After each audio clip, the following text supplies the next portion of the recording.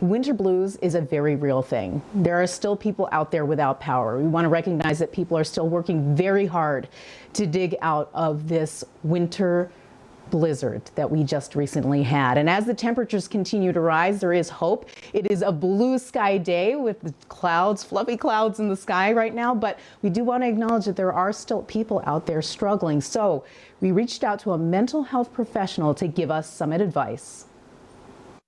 Thank you so much to Carl Shallowhorn for being on AM Buffalo this morning.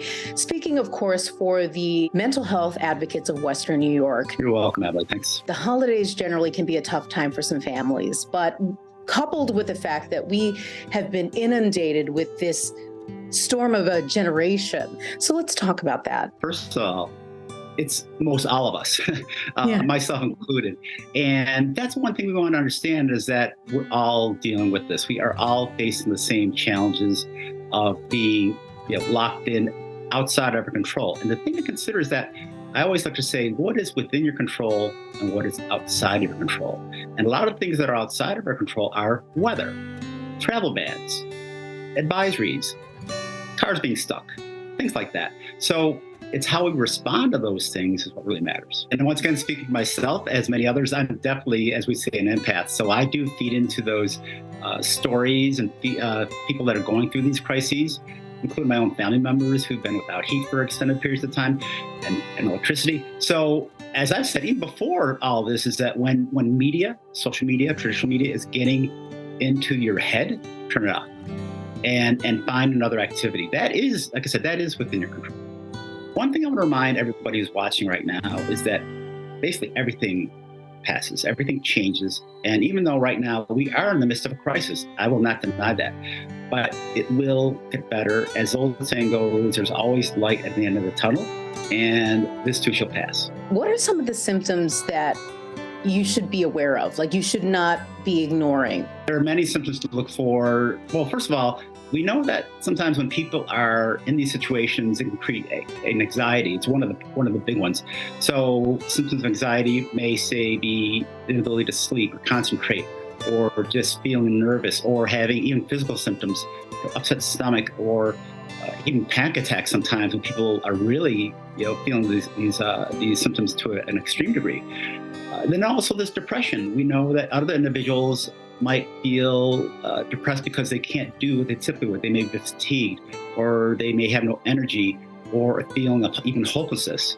And certainly, I think a lot of us feel a sense of helplessness in these situations, which can exacerbate these symptoms. So what do people do? Well, certainly there are plenty of resources in our community. And the first one I want to mention is my own agency, Mental Health Advocates of Western New York.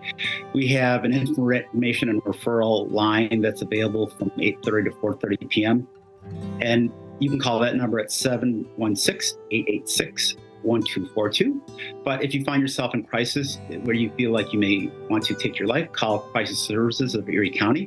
It's 716-834-3131. And there's also another number I want to mention, Emily, that a lot of people don't know about regarding youth and mental crises and things of that sort. And that's a Spectrum Cares line. And that number is 716-882-4357. And that's for basically youth, and it's 24/7 as our crisis service numbers. So those are important to remember. We do see a lot of first responders out there, a lot of even our friends in the news side of things who are out there covering these stories.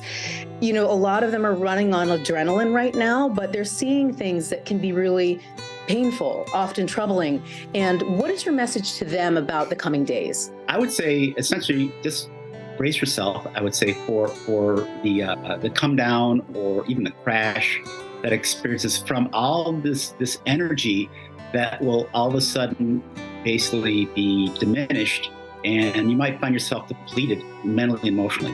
So what I would say is that certainly one thing you can do is reach out, and there are professional resources available for anybody, especially first responders.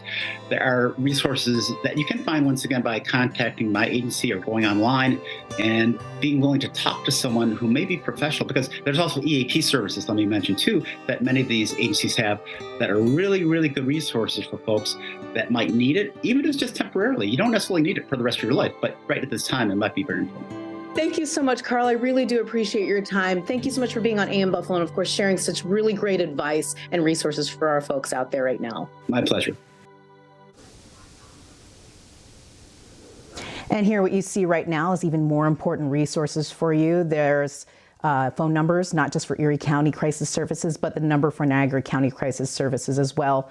They are there to help, so please do not hesitate to reach out for help if you need it. And